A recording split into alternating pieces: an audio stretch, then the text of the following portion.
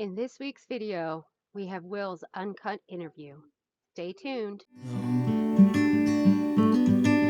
Where we gonna go?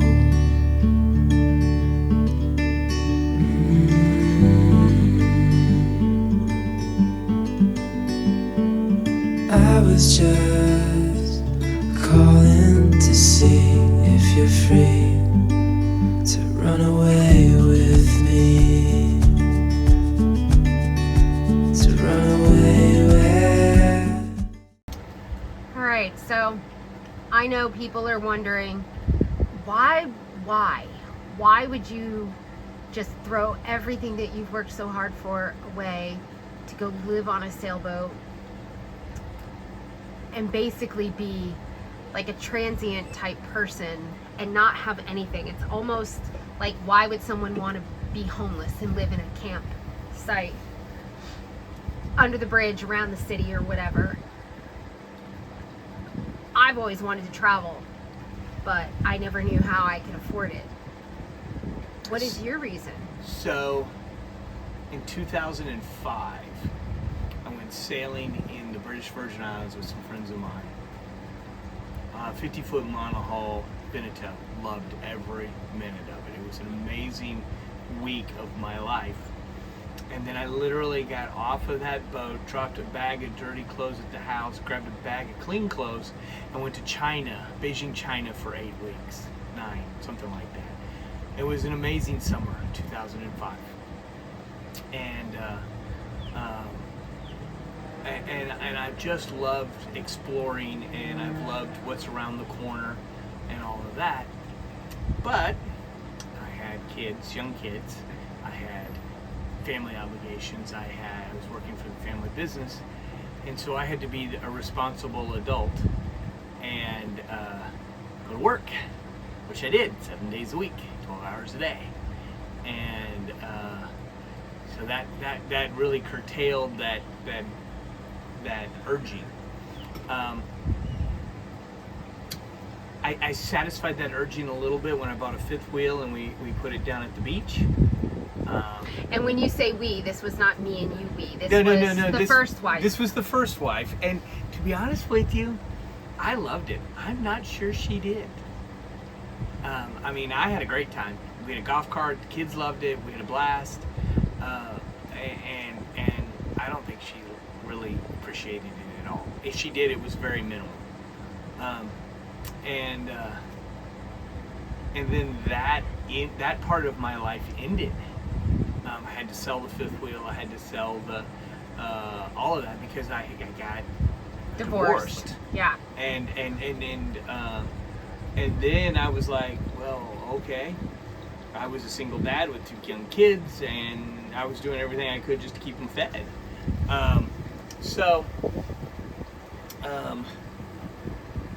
Fast forward a decade, and I'm remarried, and I'm in a great position, and we sell the family position. And we sell the family business. And Yeah, that was almost 10 years from when yeah. you guys split up, huh? Yep. And it allowed my dad to retire for the rest of his life, and allowed me to have a little bit of cash in my pocket, but not a lot. And then I took a really great job with a new company. We had the twins.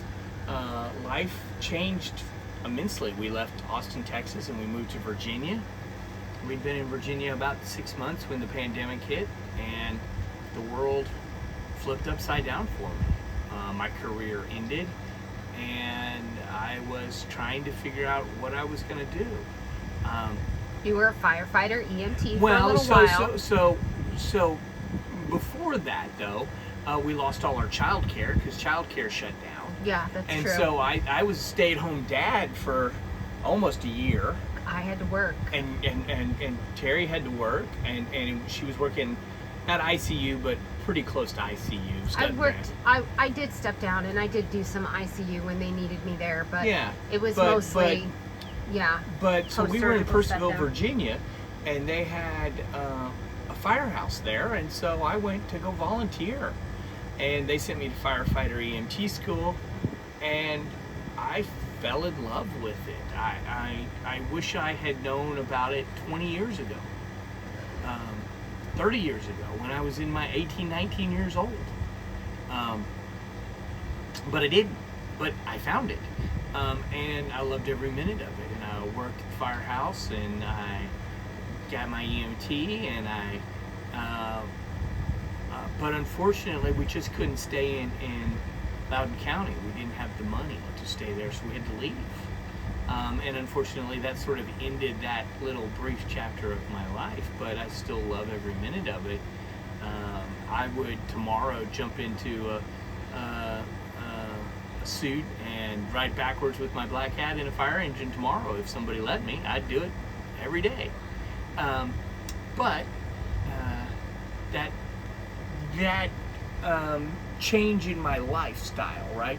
I went from being that executive making a solid six-figure income, traveling 50 to 100% of the time, to all of a sudden being that stay-at-home dad trying to figure out what I was going to do with my life. And it kind of caused, for a lack of a better term, it kind of caused a crisis identity of crisis. Identity, a crisis of identity. I don't know how to say that. But anyway, it caused me to really look and see what I was going to do with my life. We left Virginia and we moved to Illinois. And I did every job you can think of. I delivered pizzas. I was never one to say no to work. And last year in February of 24, the company I was working for reorganized again, and my job was eliminated. And I just got to the point where I was tired of my job being eliminated by people who lacked vision, I guess is the nicest way I can say that. And so I looked at my wife and I said, I'm done. Let's sell the house. Let's sell everything we own, and let's go buy a boat and go sailing. And we had talked about it probably for 10 years and more in the last 5, especially with the pandemic breaking out. I mean, we had been watching, we watched Sailaway Family on YouTube. We watched Bobby with Sailing Doodles. We watched Delos. We Delos. watched La Vagabond. We watched Gone with the Winds. We watched Nahoa.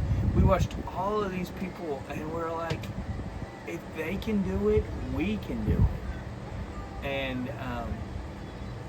And so we sold the house, and we sold 99.9% of everything we owned, and we kept the 0.1%, and that was still too much stuff to keep. I know, I just gave away 2 bags of toys today to the Goodwill. And then we said, what do we want? Well, I would love to own a Leopard catamaran between 45 and 46 feet, owner's version, with all the bells and whistles, but you know what? It's $600,000-$700,000 and we can't afford it right now. So we bought the boat we could afford, and I love her. She's an Irwin, 1986 Irwin 43. We paid a little under $90 for her with the dinghy. That came with the dinghy. And does she need love? Yeah. Does she need care? Yeah. Am I learning a ton? Am I crawling all over the boat? Yeah. And I feel like I'll be when we do finally get to that catamaran, I'll be a better sailor and a better person because I've crawled all over this boat. And so here we are, and I was the ultimate optimist. We got to St. Augustine, and I'm like, we're out of there in 2 weeks, and we're going. And 2 months later, we hadn't hardly moved at all. And we had to haul out because we had a leak in our dripless, and we had to do this, and it was just, but we're in Daytona Beach now, and and we're holding for the rest of hurricane season, and we're waiting to go south. And I've got a ton of projects here to do, and I feel like we're gonna be successful. And I'm gonna have to tell you, crossing the Gulf Stream, that feels like climbing Mount Everest to me at the moment. Like, it's only 52 miles from West Palm Beach to West End. But there's that whole thought of that 52 miles just feels like climbing Mount Everest. The minute I make it to West End, I'll be able to do anything at that point. You really think that Yeah. that's the pinnacle right there? That you know, we've been struggling, we've been bouncing marinas, we've been dealing with this issues. I've been learning, you know, one of the things I've got to learn is how to take care of our generator and our engine, and I've got to put our instruments in, and I've got to do this, and it's like overwhelming. But if I can make it to West End, and I'm as the captain of this boat, and I'm checking my family in, I might as well be standing on top of Mount Everest. I mean, that's how that's gonna feel. That moment right there is how that's gonna feel. And then the next Mount Everest is gonna be the Dominican Republic. And when we get there, I'm gonna feel like I'm standing on Mount Everest. And the next one's gonna be Mayaguez in Puerto Rico. And it's just, I'm looking forward to those moments. And Scarlett and Juliet are 6 years old. They have no clue what's going on or how this is all this. And I hope that they can look back on this 10 years, 20 years from now and go, holy cow, look what my parents did. Look what we did. We traveled, we did this, we did that, we saw this. And that's kind of what I want to happen. And you know, at the age I'm at 50, and trying to do something I probably should have done when I was 35. I just, it's gonna be great. I'm excited for it. It is. How long do you think we're going to be doing this? Well, I don't want to say doing this. How long do you think we're going to be in this lifestyle? I feel like we've moved every 1 to 3 years. So since we got married, we left Austin. We left the house in Austin. We moved to Round Rock. We then took a great job and moved to Virginia, and that fell all apart. And we moved to Illinois, and we were there in Illinois for 3 years, which is probably as long as we've been probably anywhere. And then we came here. The girls are 6 now. I would love to be doing this for the rest of my life. Now, honestly, if I can get 5 years, I'd be just as happy as a clam. But I think I think the girls are in such a great position that we could do this forever. But if we get 5 years out of this before I have to come back onto dry land and resume land life, I'll be happy. But that's, you know, I'd love to do this forever. And if I can, I will.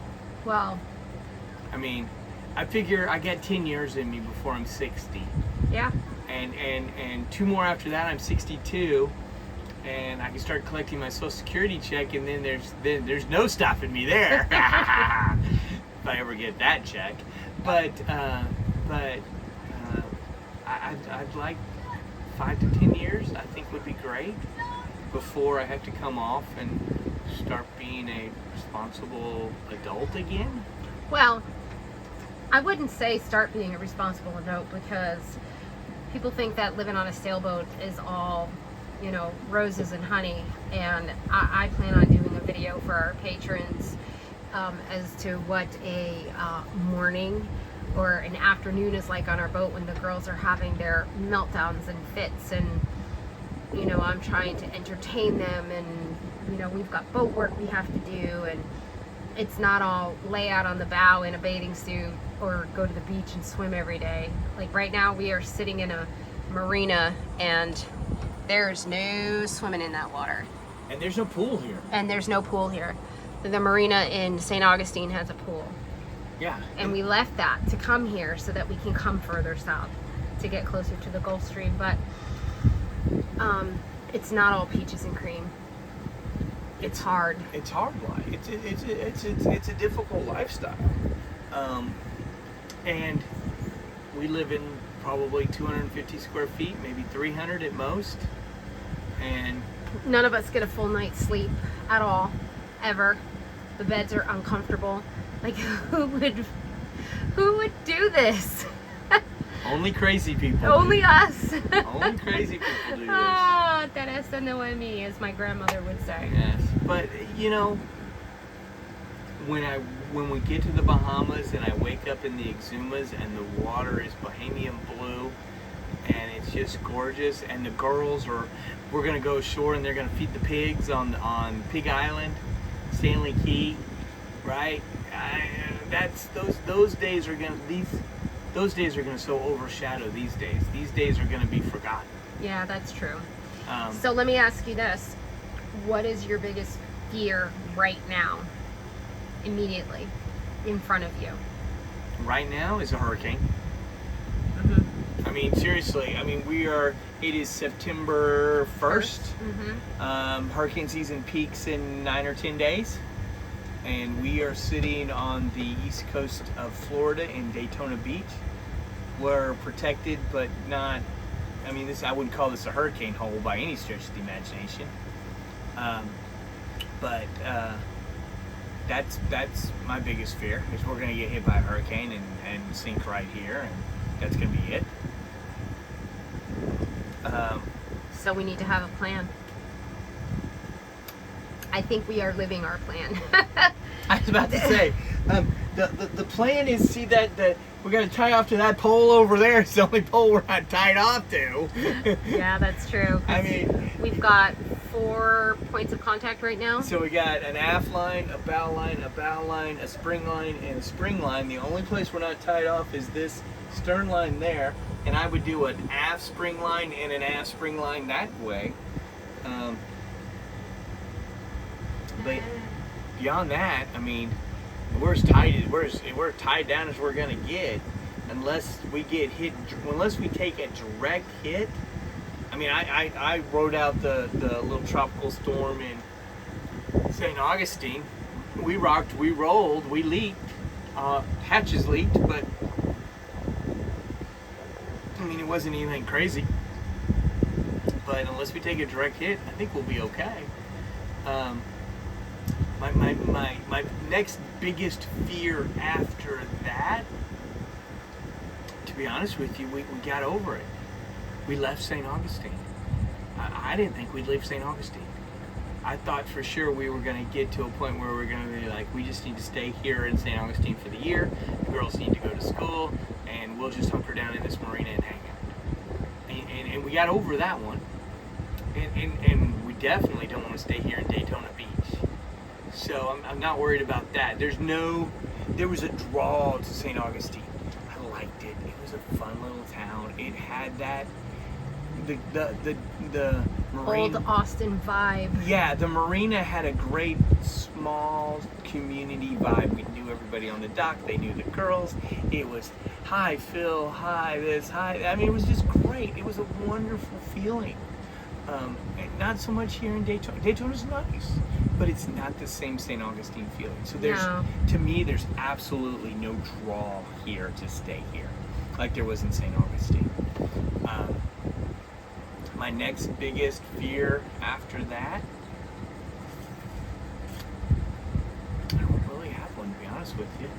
I've got a few things. I got a lot of work I got to do, but beyond that, I think we're both ready to start making our way to Titusville and Port St. Lucie. Port St. Lucie. Is it Fort St. Lucie? Port St. Lucie. Port St. Lucie. Yeah. And then I really think we ought to go all the way down to West Palm Beach to make the crossing, because it's the narrowest spot. but we can do Port St. Lucie. We just have to cross the Gulf Stream and turn south and sail south. And it may be a difference of 20 miles. We just have to see what the weather window says at that You gotta time. look at the weather window, and you know, I gotta tell you. So I met Gordon here on the dock. He's a retired Marine, great guy, and he gave me all these points to look at out of his chart plotter, everywhere they sailed all over the Bahamas, and I just have to sit down and look at it and figure out where we want to go. And he's crossed the Gulf Stream several times, talked all to me about it. It was really a nice, great conversation. So there's a lot of helpful people on this dock. A lot of people want us to be successful. I have yet to meet somebody who's like, oh, you're gonna sink, or oh, you're gonna, I have yet to meet somebody who's like, no, don't cross the Gulf Stream. Stay tied to the dock. Stay where it's safe. Even in St. Augustine, everybody was like, yeah, go. Yeah. Very few people were Very like, supportive. very supportive. And I feel like the sailing community is a supportive community in that aspect. They want everybody to be successful. Everybody is willing to share information, to share what they've learned, ports of call, this, that. Where do you need? What do you need? Yeah. All right. Now, the last part. What does my family think? Your family and my family are so different on every single aspect. Let's start with your family since you're in front of the camera. My sister, I think, is supportive to a certain degree. My brother is just like, yeah, whatever. My dad is the one who's like, oh my God, what is my son doing? Like, we'll send him a picture of the girls playing on the dock, and he's like, where's their life jackets? Or we'll send him a picture of the girls sitting on the boat. Where's their life jackets? Like, I can understand his concern about safety, but we are here, we are with them, and we would not let them do anything that was unsafe. They are within 5 feet of me almost all the time. If something was to happen to one of them, I would be there in less than a second. My extended family, my cousins and my aunts and my uncles, I don't think they know how to take me yet, because the rest of my family is high achievers. It's probably the nicest way to put that. I mean, they are. They all have master's degrees or doctorates, and they all have successful businesses, lots of money in the bank, and it's all about what you can have. It's all about the acquisition of stuff and money, and the old joke of the one at the end, the one with the most stuff at the end wins. That joke. And I've given up my stuff. I've given up the house. I've given up my car. I gave up my truck 2 years ago. I've given up that acquisition of stuff. And what I'm after is the acquisition of experiences. And the acquisition of life. Because guess what, guys? You get one. And so here's my choice. 6 days a week on the road, 4 flights a week, 100-hour-a-week work weeks, and a marriage that was getting ready to go sideways on me, or give it all up, buy a boat, take my wife and my kids and go sailing, and everybody, we figure it out together. And I'd rather do the second one than the first. You're not saying you chose this because of me, are you? No. You came along was kind of a bonus.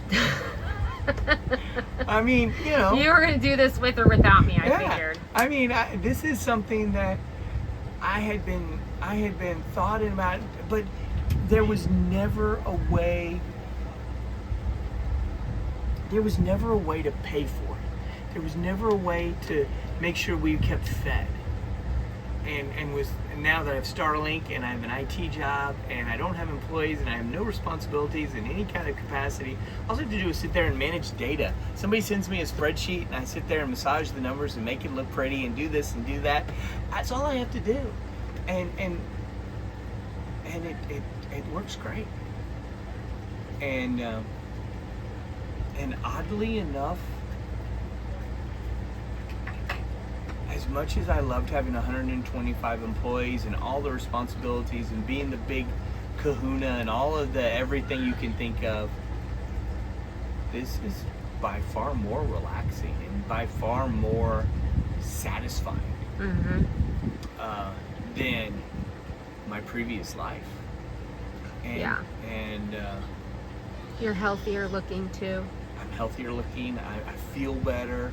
I don't feel as stressed and as worried that somebody else is going to make a decision based on information that they don't really understand or know. All they're doing is looking at numbers, and the numbers say XYZ, and so that's what they do. And there's no feeling or caring for who's on the other side of those numbers. Yeah, it's rough. I get it. I've been there. But you know what? I don't want to do it ever again. I would much rather sail with my family and figure this out and just, if we get stuck in Puerto Rico for a year, we get stuck in Puerto Rico for a year. Oh, darn. I mean, okay, so as silly as this sounds, there's this little bay in Guadalupe. And if we can get there and hang out there, it would be heavenish. It would be amazing. It would be, who knows how, I mean, like for I want the girls to be able to turn around and tell their kids about the volcano in St. Lucia and the Grenadines and Grenada and Guadalupe and all just those little islands. If all we ever do is sail the Caribbean, I'll be just a happy little clam.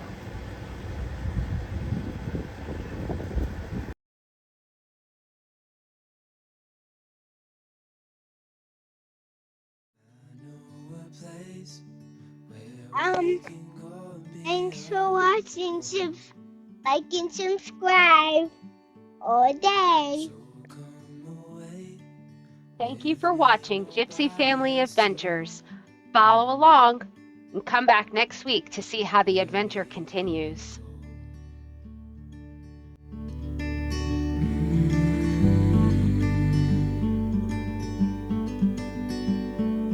I was just calling to see if you're free.